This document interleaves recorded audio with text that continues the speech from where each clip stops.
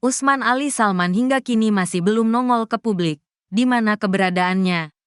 Setelah tokoh agama Miftah Maulana alias Gus Miftah dihujat publik karena menghina Sunaji, penjual es teh. Kini, giliran tokoh yang ada di samping Gus Miftah yang disorot publik. Tokoh itu adalah ulama besar yang cukup disegani di Magelang, Jawa Tengah, yakni Usman Ali Salman. Pada video yang viral di medsos tampak Usman Ali Salman tertawa terpingkal-pingkal mendengar Gus Miftah menghina Sunaji. Usman Ali Salman bukan orang sembarangan. Dia adalah pimpinan Pondok Pesantren Api Al-Huda Nepak, Magelang. Sayang, citra Usman Ali Salman sedikit tercoreng karena tertawa saat Sunaji dibully Gus Miftah. Setelah video Gus Miftah viral, akun medsos Pondok Pesantren Api Al-Huda Nepak dibanjiri komentar pedas dari netizen atau warganet. Mereka mengkritik tindakan Usman Ali Salman yang tertawa terpingkal-pingkal. Warganet menilai bahwa sebagai seorang pemimpin pesantren, sikap Usman Ali Salman tidak mencerminkan adab yang baik. Berikut beberapa komentar netizen yang dilansir dari pantauan Tribun Jateng. Yang jualan es teh insya Allah lebih mulia daripada yang terbahak-bahak dan jual agama. Adabnya di mana, Pak Kiai? Dengan menertawakan bapak penjual es teh yang dipermalukan di depan umum. Puas, Pak, senang benar ketawa ente, bos. Mempermalukan saudara seiman di depan banyak orang seperti itu. Apa Islam memperbolehkan seperti itu, bos? Hingga berita ini diturunkan, Usman Ali Salman belum memberikan klarifikasi terkait sorotan yang diterimanya. Netizen terus mendesak agar ia dan Gus Miftah segera menyampaikan permohonan maaf atas kejadian tersebut. Usman Ali Salman lahir pada tanggal 5 Juli tahun 1974 di Dusun Gedongan, Gondosari, Kecamatan Pakis, Kabupaten Magelang. Saat ini, ia berusia 50 tahun dan dikenal sebagai pimpinan Pondok Pesantren Api Al-Huda Nepak, Magelang. Perjalanan pendidikannya dimulai dari jenjang Madrasah Ibtidaiyah, MI, hingga Madrasah Sanawiyah, MTS. Ia kemudian melanjutkan pendidikan agama di Pondok Pesantren Api Tegalrejo Magelang selama 13 tahun. Cita-citanya untuk mendirikan pondok pesantren terwujud setelah ia mendirikan TPA Al-Huda untuk anak-anak usia dini di desanya. Beberapa tahun kemudian, ia membangun Pondok Pesantren Api Al-Huda Nepak di tanah pekarangan yang ia miliki. Saat pertama kali berdiri, pondok itu hanya memiliki 4 santri dalam setahun. Kini, pondok pesantren tersebut berkembang pesat dan menjadi salah satu lembaga pendidikan agama yang diklaim berpengaruh di wilayah Magelang. Reaksi Mayor Teddy usai Gus Miftah izin mengundurkan diri dari utusan khusus Presiden.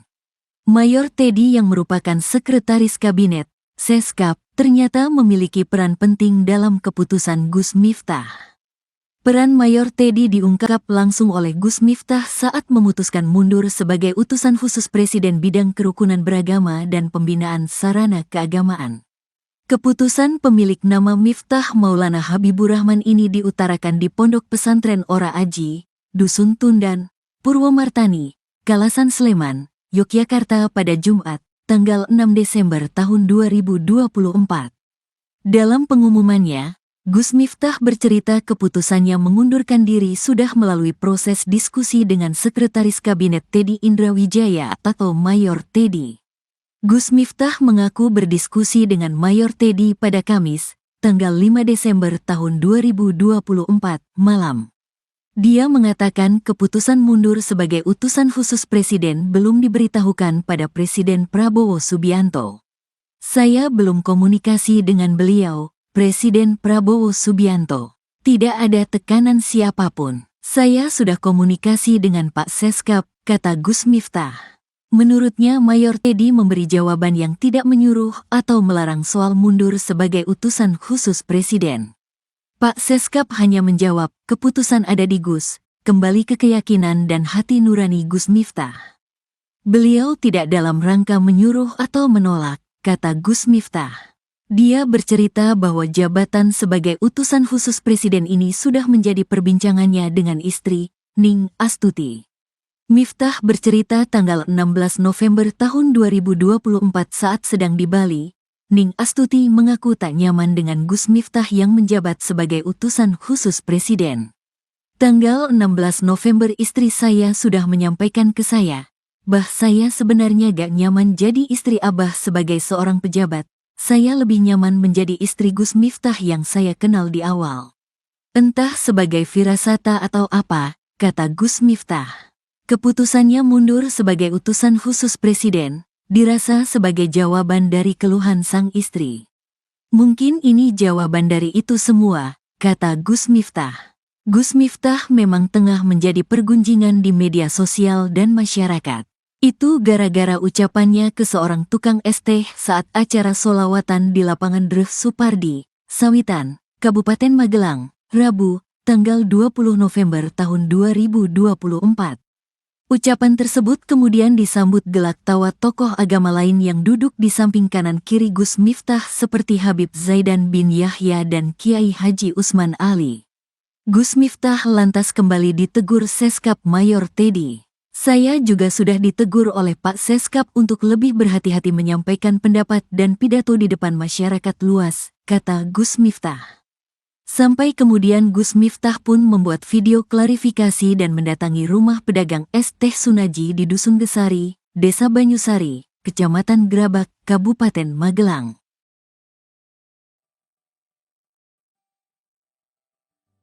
Menguak gaji Miftah Maulana alias Gus Miftah sebagai utusan khusus Presiden yang disorot usai viral mengolok penjual es teh.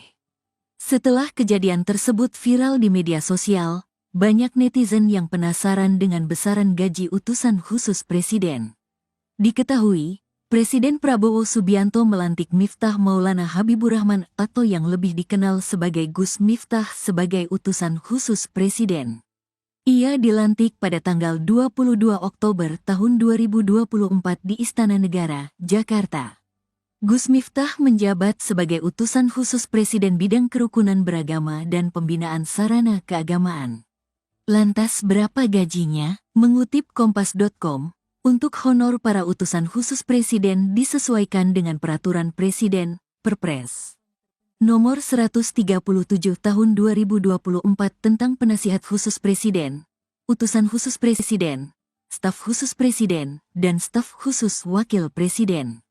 Disebutkan dalam Perpres tersebut, gaji dan hak keuangan lainnya seorang utusan khusus Presiden disamakan dengan level menteri.